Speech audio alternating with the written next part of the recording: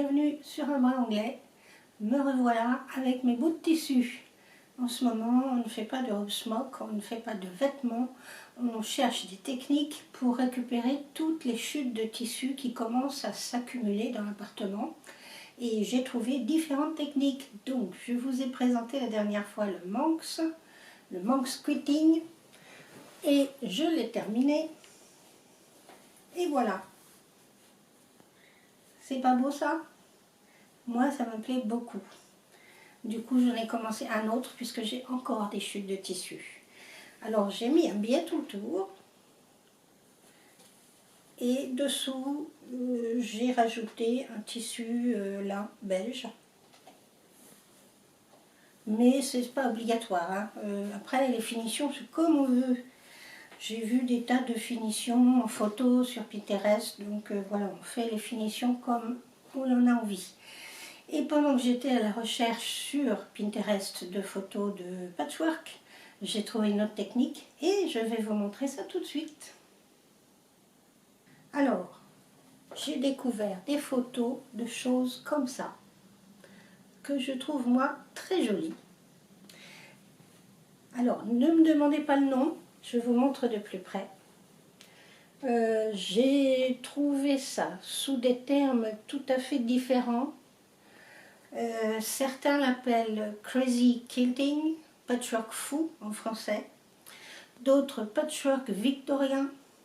D'autres classent ça dans le slow stitching, la couture lente.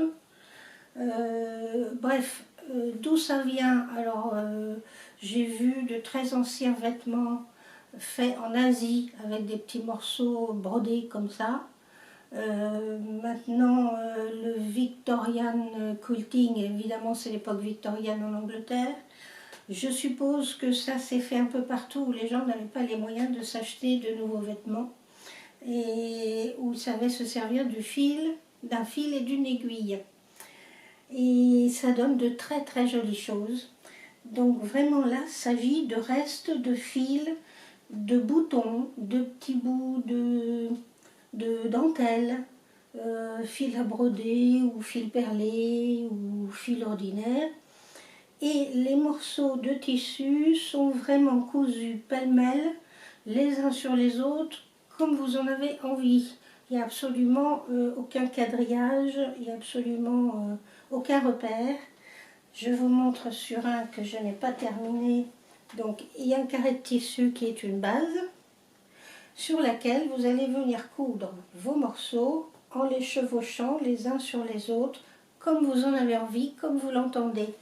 Donc ça peut se faire à la main, moi je vous montre au dos, je les ai cousus à la machine. Donc les uns par-dessus les autres dans l'ordre que vous voulez. Donc évidemment, celui-là par exemple a été mis en droit contre ces deux-là. Là j'ai fait une couture droite, puis je l'ai replié, repassé. Et puis à la fin, vous découpez tout ce qui dépasse de votre carré de base. Et vous n'avez plus qu'à passer à la broderie, la décoration, ce que vous voulez, des perles. J'ai vu des tas de choses, des photos magnifiques d'ailleurs. Alors j'en ai fait un que je vous ai montré au départ. Voilà, celui-là est pour moi terminé, il est bien chargé. Vous voyez, il y a de la broderie, des boutons, de la dentelle, tous les petits restes de mercerie qu'on peut trouver, du ruban ou autre, tout y passe. Alors évidemment, il faut connaître quelques points de broderie, mais vous avez plein de tutos et puis de livres là-dessus.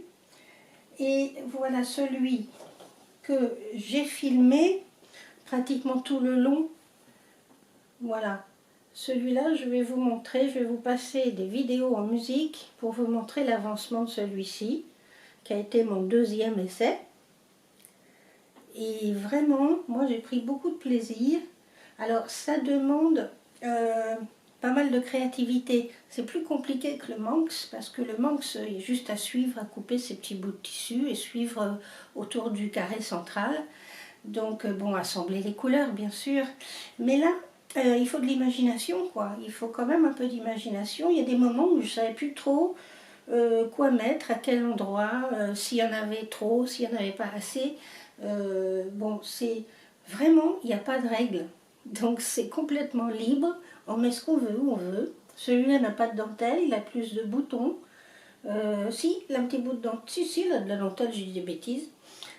Voilà, je ne sais pas au départ ce que je vais mettre dessus. C'est après avec mes petits bouts, comme j'ai pas mal de dentelle évidemment, des petits boutons, je crois qu'on en a toutes, des petits boutons qui traînent, qui sont tout seuls. Et ce que je vous montre là, vraiment, c'est pas un exemple, c'est pas un modèle, parce qu'il n'y a pas de modèle. C'est pour ça qu'après je vous mets des petites vidéos sur de la musique, parce qu'il n'y a rien à expliquer. On fait ce qu'on veut avec ces petits bouts de tissu, et ça peut donner des résultats magnifiques. Alors évidemment on se faisait des vêtements comme ça, mais je ne me vois pas sortir dans la rue avec un manteau, une robe comme ça.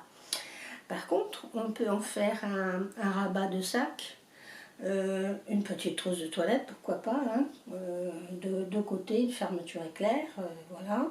On peut en faire une poche extérieure sur un tote bag. Vous pouvez aussi décider d'en faire une housse de coussin, voilà. J'ai mis derrière un reste de velours de mon pantalon, non de ma robe Toronto, le pantalon le vert, c'est le même velours. Et puis voilà mon coussin.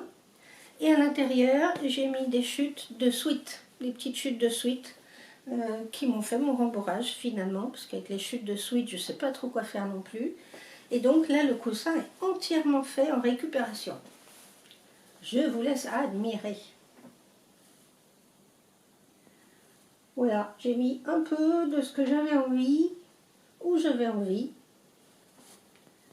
Et puis, une fois qu'il a été terminé, j'ai cousu un dos, une doublure.